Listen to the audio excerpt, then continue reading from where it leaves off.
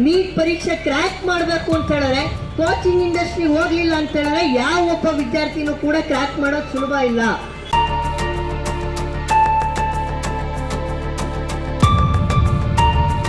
Neat ಹಗರಣ, NTA ರದ್ದತಿ ಹಾಗೂ ಕೇಂದ್ರ ಶಿಕ್ಷಣ ಸಚಿವರ ರಾಜೀನಾಮೆಗೆ ಆಗ್ರಹಿಸಿ ಎಐಡಿಎಸ್ಒ ನೇತೃತ್ವದಲ್ಲಿ ವಿದ್ಯಾರ್ಥಿಗಳ ಬೃಹತ್ ಪ್ರತಿಭಟನೆ. ನಮಸ್ಕಾರ ವೀಕ್ಷಕರೇ, SN TV ಕನ್ನಡ ನ್ಯೂಸ್ ಚಾನೆಲ್ಗೆ ಸ್ವಾಗತ. ನಾನು ನಿಮ್ಮ ಮಂಜುನಾಥ್ ಎಂಗುಡಿ. ನೀಟ್ UG ಪರೀಕ್ಷೆಯಲ್ಲಿ ನಡೆದ ಅವಾಂತರಗಳನ್ನು ಖಂಡಿಸಿ ಕೋಚಿಂಗ್ ಮಾಫಿಯಾಗಳ ಕೈಗೊಂಬೆಯಾಗಿರುವ NTA ಅನ್ನು ರದ್ದುಪಡಿಸಲು ಮತ್ತು ಕೇಂದ್ರ ಶಿಕ್ಷಣ ಸಚಿವ ಧರ್ಮೇಂದ್ರ ಪ್ರಧಾನ್ ರಾಜೀನಾಮೆ ನೀಡಬೇಕೆಂದು ಆಗ್ರಹಿಸಿ ಎಐಡಿಎಸ್ಒ ವಿದ್ಯಾರ್ಥಿ ಸಂಘಟನೆಯ ನೇತೃತ್ವದಲ್ಲಿ ದಿನಾಂಕ 20ರಂದು ಧಾರವಾಡದ ಕಲಾಭವನ ಮೈದಾನದಿಂದ ಬೃಹತ್ ಪ್ರತಿಭಟನಾ ಮೆರವಣಿಗೆಯ ಮೂಲಕ ವಿವೇಕಾನಂದ ವೃತ್ತದಲ್ಲಿ ನೂರಾರು ವಿದ್ಯಾರ್ಥಿಗಳ ಪ್ರತಿಭಟನೆ ನೆರವೇರಿತು. ಪ್ರತಿಭಟನೆಯನ್ನು ಉದ್ದೇಶಿಸಿ ಮಾತನಾಡಿದ ಎಐಡಿಎಸ್ಒ ರಾಜ್ಯ ಕಾರ್ಯದರ್ಶಿ ಮಂಡಳಿ ಸದಸ್ಯರಾದ ವಿನಯ್ ಚಂದ್ರ ಅವರು, ಭ್ರಷ್ಟಾಚಾರವನ್ನು ತಡೆಗಟ್ಟುತ್ತೇವೆ ಎಂಬ ನೆಪದಲ್ಲಿ ಮೊದಲ ಬಾರಿಗೆ ನೀಟ್ ಪರೀಕ್ಷೆಯನ್ನು ಜಾರಿಗೊಳಿಸಿದಾಗಲೇ ಎಐಡಿಎಸ್ಒ ವಿದ್ಯಾರ್ಥಿ ಸಂಘಟನೆಯಿಂದ ಹೋರಾಟಗಳು ನಡೆದಿದ್ದವು. ಇಂದು ಒಂದು ವರ್ಷಕ್ಕೆ ಕೋಚಿಂಗ್ ಇಂಡಸ್ಟ್ರಿಗಳ ಟರ್ನ್ಓವರ್ 60,000 ಕೋಟಿ ರೂಪಾಯಿಗಳಷ್ಟಿದ್ದು 2030ರ ಹೊತ್ತಿಗೆ ಅದು 1 ಲಕ್ಷ ಕೋಟಿಗೆ ತಲುಪಲಿದೆ. ಅಂಕಿ ಅಂಶಗಳ ಪ್ರಕಾರ ಭಾರತದಲ್ಲಿ ಒಂದು ಕುಟುಂಬ ನೀಟ್ ಕೋಚಿಂಗ್ ಪಡೆಯಲು ವರ್ಷಕ್ಕೆ 1.5 ಲಕ್ಷದಿಂದ 3.5 ಲಕ್ಷದವರೆಗೆ ಹಣ ಸುರಿಯಬೇಕು. ಆದರೆ ಭಾರತದಲ್ಲಿನ ಕೇವಲ 17% ಕುಟುಂಬಗಳು ಮಾತ್ರ 3 ಲಕ್ಷಕ್ಕೂ ಹೆಚ್ಚು ವಾರ್ಷಿಕ ಆದಾಯ ಹೊಂದಿವೆ. ಇನ್ನುಳಿದ 83% ಕುಟುಂಬಗಳ ವಿದ್ಯಾರ್ಥಿಗಳಿಗೆ ಕೋಚಿಂಗ್ನ ಹತ್ತಿರವೂ ಸುಳಿಯಲು ಸಾಧ್ಯವಿಲ್ಲ ಎಂದು ಕಿಡಿಕಾರಿದರು. ಮುಂದುವರೆದು ಮಾತನಾಡಿದ ಅವರು, ಪ್ರತಿ ವರ್ಷವೂ ಕೆಲವು ಕೋಚಿಂಗ್ ಕಂಪನಿಗಳಿಗೆ 50ರಿಂದ 60ರಷ್ಟು ಅಖಿಲ ಭಾರತ ರ್ಯಾಂಕ್ಗಳು ಸೇರ್ಪಡೆಯಾಗುತ್ತವೆ. ಅಂದರೆ ನೀಟ್ನಂತಹ ಪರೀಕ್ಷೆಗಳನ್ನು ನಿಯಂತ್ರಿಸುತ್ತಿರುವುದೇ ಇಂತಹ ಕೋಚಿಂಗ್ ಕಂಪನಿಗಳು. NTA ಈ ಕೋಚಿಂಗ್ ಮಾಫಿಯಾಗಳ ಕೈಗೊಂಬೆಯಾಗಿದೆ. ನೀಟ್ ಮರು ಪರೀಕ್ಷೆ ಘೋಷಿಸಿದ ತಕ್ಷಣವೇ 15ರಿಂದ 20,000 ರೂಪಾಯಿಗಳ ಕ್ರಾಸ್ ಕೋರ್ಸ್ಗಳನ್ನು ಮಾರುಕಟ್ಟೆಗೆ ತರಲಾಗಿದೆ.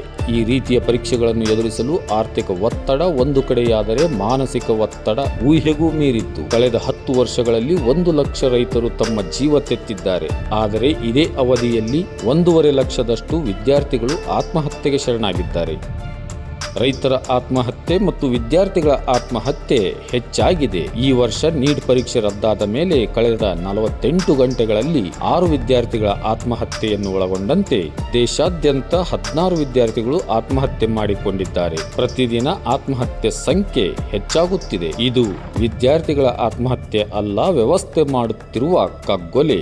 ಇದು ವ್ಯವಸ್ಥೆಯ ವೈಫಲ್ಯವಲ್ಲ, ವ್ಯವಸ್ಥಿತವಾದ ಅಪರಾಧ ಎಂದು ಆಕ್ರೋಶ ವ್ಯಕ್ತಪಡಿಸಿದರು. ಈ ಎಲ್ಲಾ ಕೃತ್ಯಗಳ ಮೂಲಕ ಸರ್ಕಾರವು ಸಾಮಾನ್ಯರಿಗೆ ತೋರಿಸುತ್ತಿರುವುದೇನೆಂದರೆ ರೈತ ಕಾರ್ಮಿಕರ ಮಕ್ಕಳು ವೈದ್ಯರಾಗಲು, ಇಂಜಿನಿಯರ್ ಆಗಲು ಅರ್ಹರಲ್ಲ ಎಂದು. ಇದನ್ನು ಒಪ್ಪಲು ಎಂದಿಗೂ ಸಾಧ್ಯವಿಲ್ಲ ಎಂದು ಆಕ್ರೋಶ ವ್ಯಕ್ತಪಡಿಸಿದರು. ಈ ಸಂದರ್ಭದಲ್ಲಿ ಈ ಪ್ರತಿಭಟನೆಯ ಅಧ್ಯಕ್ಷತೆಯನ್ನು ಎಐಡಿಎಸ್ಒ ಧಾರವಾಡ ಜಿಲ್ಲಾ ಕಾರ್ಯದರ್ಶಿಗಳಾದ ಶಶಿಕಲಾ ಮೇಟಿ ವಹಿಸಿದ್ದರು. ಎಐಡಿಎಸ್ಒ ಜಿಲ್ಲಾ ಅಧ್ಯಕ್ಷರಾದ ಸಿಂಧು ಕೌದಿ, ಎಐಡಿಎಸ್ಒ ಕಾರ್ಯಕರ್ತರಾದ ಸಿದ್ದು, ಶಾಂತೇಶ್, ರವಿ ಹಾಗೂ ನೂರಾರು ವಿದ್ಯಾರ್ಥಿಗಳು ಉಪಸ್ಥಿತರಿದ್ದರು.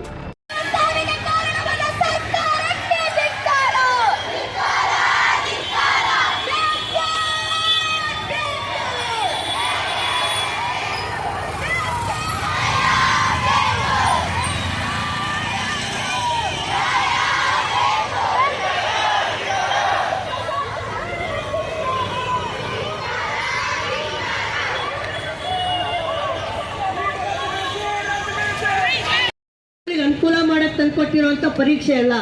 ಅದಕ್ಕೆ ಕೆಲವು ಅಂಕಿಅಂಶಗಳನ್ನ ನಿಮ್ಮ ಮುಂದೆ ಇಡಕ್ಕೆ ನಾನು ಇಷ್ಟಪಡ್ತೀನಿ. ನೀವು ಗಮನಿಸ್ತಾ ಇರ್ಬೋದು, ಇಡೀ ದೇಶದಲ್ಲಿ ಇವತ್ತು ನಾನು ಡಾಕ್ಟರ್ ಆಗಬೇಕು ಅಂತ ಹೇಳಿದ್ರೆ, ನೀಟ್ ಪರೀಕ್ಷೆ ಕ್ರ್ಯಾಕ್ ಮಾಡಬೇಕು ಅಂತ ಹೇಳಿದ್ರೆ, ಕೋಚಿಂಗ್ ಇಂಡಸ್ಟ್ರಿ ಹೋಗ್ಲಿಲ್ಲ ಅಂತ ಹೇಳಿದ್ರೆ ಯಾವ ಒಬ್ಬ ವಿದ್ಯಾರ್ಥಿನೂ ಕೂಡ ಕ್ರ್ಯಾಕ್ ಮಾಡೋದು ಸುಲಭ ಇಲ್ಲ. CET ಆಗಿದೆ, ವಿದ್ಯಾರ್ಥಿಗಳೇ ಕಷ್ಟಪಟ್ಟು ಓದಿ ಪ್ರಿಪೇರ್ ಆಗಿ ಪಾಸ್ ಆಗೋದಿತ್ತು. ಆದ್ರೆ ನೀಟ್ ಎಕ್ಸಾಮ್ ಹಾಗಿಲ್ಲ, ನೀವು ಕೋಚಿಂಗ್ ಹೋಗಲೇಬೇಕು ಅಂತ ಒಂದು ಪರಿಸ್ಥಿತಿಯನ್ನ ಇವತ್ತು ಸರ್ಕಾರಗಳು ತಂದಿಟ್ಟಿದ್ದಾರೆ. ಯಾರಿಗ್ ಲಾಭ ಅದರಿಂದ? ನಮ್ಮ ಅಪ್ಪ ಅಮ್ಮಂದ್ರಿಗೆ ಲಾಭನಾ? ಇದೇ ಕಷ್ಟಪಡುವಂತ ತಂದೆ ತಾಯಂದ್ರೆ ಇವತ್ತು ಆ ಕೋಚಿಂಗ್ ದುಡ್ಡು ಸುರಿಯುವಂತ ಪರಿಸ್ಥಿತಿನ ಇದೇ ಸರ್ಕಾರಗಳು ತಂದಿಟ್ಟಿದ್ದಾರೆ.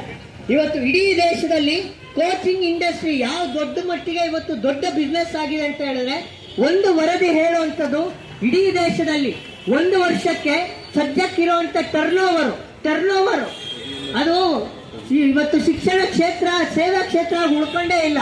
ಅದೊಂದು ಉದ್ಯಮ ಆಗಿ ಬದಲಾಗುತ್ತಿದೆ. ಒಂದು ವರ್ಷಕ್ಕೆ ಇಡೀ ದೇಶದಲ್ಲಿ 60,000 ಕೋಟಿ ಟರ್ನ್ ಓವರು ಇಂಥ ಪರೀಕ್ಷೆಗಳಿಂದ ಕೋಚಿಂಗ್ ಇಂಡಸ್ಟ್ರಿಗಳು ಲಾಭ ಮಾಡ್ತಾ ಇದ್ದಾರೆ. ಸ್ನೇಹಿತರೆ, ಅಲ್ಲಿ ಅದರ ಪರಿಣಾಮ ಏನು? ಇದುವರೆಗೂ ಕೂಡ ಕಳೆದ 10 ವರ್ಷದಲ್ಲಿ 1,50,000 ವಿದ್ಯಾರ್ಥಿಗಳ ಸಾವು. ಸ್ನೇಹಿತರೆ, ಇಲ್ಲಿ ಇವತ್ತು ಆನ್ ಎನ್ ಆವರೇಜ್ ಈ ಕೂಡಲಕ್ಕೆ